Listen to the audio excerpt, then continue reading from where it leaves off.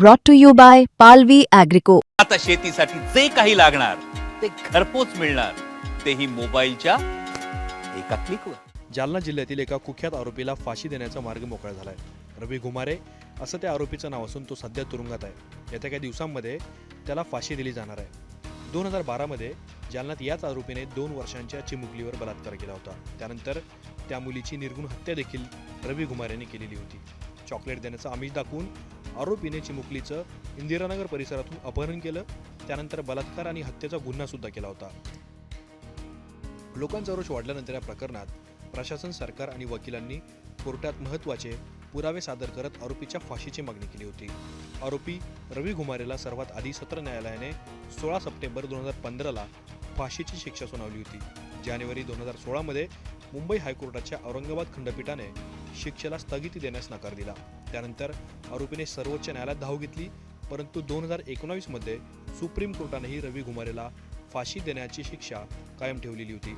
अशा वेळी आरोपी समोर राष्ट्रपतींकडे दयेचा अर्ज करण्याचा अखेरचा कायदेशीर पर्याय होता. परंतु महाराष्ट्राच्या राज्यपालांनी 2020 मध्ये आणि आता देशाच्या राष्ट्रपतींनी आरोपीच्या दयेचा अर्ज फेटाळून लावलाय. त्यानंतर त्या प्रकरणात सरकारी वकील आणि पीडितेच्या नातेवाईकांनी न्याय मिळाल्याची भावना व्यक्त केली आहे. हमारी बच्ची जो थी 2 साल की नाबालिग बच्ची थी, उसको सीधे मम्मी पापा के सिवा उसको दूसरी बात करना ही नहीं आती थी। और वो जो रवि घुमारे था, जो कुकर्म करने वाला, वो तो 20-22 साल का था। उसकी बहुत बड़ी गलती हुई। उसने हमारी बच्ची को चबूतरे पे से खेलता हुआ उठाकर घर में लेकर गया, उसके साथ बुरा काम किया, बुरा अंजाम दिया। उसने बच्ची को जान से खत्म कर दिया, उसके साथ गलत काम किया। ऐसे आरोपियों को जो भी है तो उन्हें जल्द से जल्द सरकार ने फांसी की सजा देना चाहिए, या तो फिर उनका चौराहे पे लाकर, या जहाँ पर जो कुकर्म कर रहे हैं वो लोग, उन्हें वहां पर लाकर उनका इनकाउंटर करना चाहिए। हाँ, जिस तरह निर्भया को तुरंत इंसाफ मिला, ऐसा हमारी बच्ची को 14 साल हो गए तो उसको अभी तक इंसाफ क्यों नहीं मिला? हमारी सरकार से बस यही अपील है। क्या वो बच्ची नहीं थी? उसमें कोई जान नहीं थी? वो किसी की औलाद नहीं थी? आज उसके माँ बाप का औलाद नहीं है, उस बच्ची के ऊपर उनका औलाद नहीं है। वो उनकी नहीं, वो हमारी औलाद है। हमारी बच्ची थी, वो उनकी नहीं थी। हमारी बच्ची को जल्द से जल्द आप इंसाफ दीजिए। हमारी सरकार से बस यही इल्तिजा है कि ऐसे जो दरिंदे हैं, इन दरिंदों को जल्दी से जल्द इन पर एक्शन लेना चाहिए। उन्हें पुलिस वालों ने संरक्षण दे दिया। अच्छा, आज देश की जो राष्ट्रपति द्रौपदी मुर्मू, उन्होंने आरोपी को फांसी की शिक्षा सुनाई है। क्या लगता है आपको, बच्ची को इंसाफ मिला, ऐसा लगता है आपको? जब उसको फांसी की शिक्षा हो जाएगी, जिस दिन उसको फांसी लग जाएंगी, उस दिन हमें ऐसा लगेगा हमारी बच्ची को इंसाफ मिला। चाहे देर से क्यों ना हो, मगर हमारी बच्ची को इंसाफ मिल रहा है।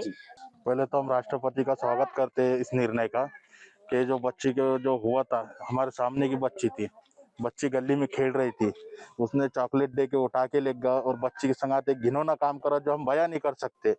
और जो राष्ट्रपति साहब ने जो निर्णय लिया, उसका तो हम तहे दिल से उनका शुक्रिया अदा करना चाहते हैं। और ये भी कहना चाहते हैं कि और ये जिसके संगात हो रहा है, ये निर्णय जो इतना टाइम लग गया, तो जल्द से जल्द होना चाहिए। क्या घटना घटी थी उस दिन? उस दिन बच्ची गली में खेल रही थी, गली में कोई नहीं था, सवेरे का टाइम था। उन्हें बच्ची को चॉकलेट या कुछ तो भी ऐसा बताया। अब गली बच्ची खेल रही, बोले बच्चे ने उठाया तो कोई शक भी नहीं करता। कोई हिसाब से घर में ले गया, बाहर से ताले लगाया उसके दोनों भाइयों को, और ताले लगा के उनने घिनौना काम करा जो अपन बयान नहीं कर सकते। आज राष्ट्रपति मुर्मू ने उन्हें फांसी की शिक्षा सुनाई है। क्या लगता है आपको, न्याय मिला, ऐसा लगता है? जिस दिन उसको फांसी मिल जाएंगे, उस दिन हमको लगेगा कि बाबा हमको न्याय मिल गया है। और राष्ट्रपति मुर्मू साहब का हम बहुत बहुत शुक्रिया अदा करते हैं की उन्होंने जो ठोस निर्णय लिया।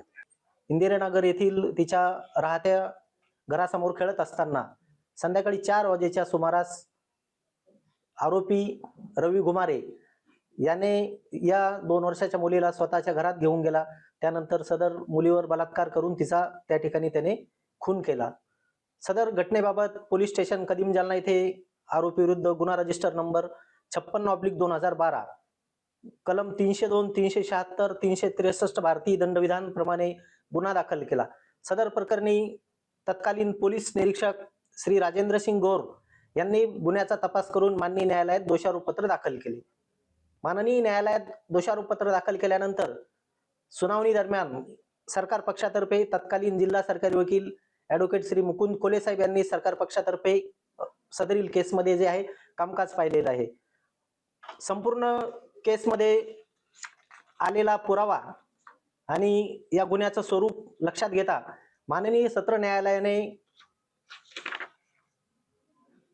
आरोपीला दिनांक 16/9/2015 रोजी फाशीची शिक्षा या ठिकाणी जी आहे सुनावलेली होती.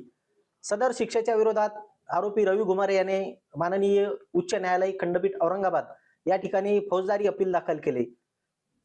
त्या प्रकरणामध्ये माननीय सत्र न्यायालयाचा निकाल कायम ठेवत आरोपीचे अपील माननीय उच्च न्यायालयाने त्या ठिकाणी फेटाळून लावले. माननीय उच्च न्यायालयाच्या निकालाच्या विरोधात आरोपीने माननीय सर्वोच्च न्यायालयात फौजदारी अपील दाखल केले. त्या अपिलामध्ये सुद्धा माननीय सत्र न्यायालयाचा निकाल माननीय सर्वोच्च न्यायालयाने कायम ठेवत आरोपीचे अपील जे आहे या ठिकाणी फेटाळून लावले. आणि त्यानंतर आरोपीने महामहिम राज्यपाल महाराष्ट्र शासन यांच्याकडे दया याचिका दाखल केली. सदर याचिका सुद्धा माननीय राज्यपाल यांनी फेटाळून लावली.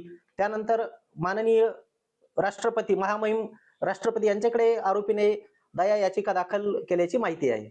सर मला सांगा की हा संपूर्ण जी घटना होती ती नेमकी काय घटना होती, कशी स्वरूपाची घटना होती आणि आरोपीने कशा प्रकारचं हे कृत्य केलं होतं? घटना अतिशय निंदनीय आहे. माणुसकीला काळीमा फासणारी घटना जी आहे. एकंदरीत संपूर्ण गुन्ह्याचं स्वरूप जर बघितलं तर आपल्या लक्षात येईल.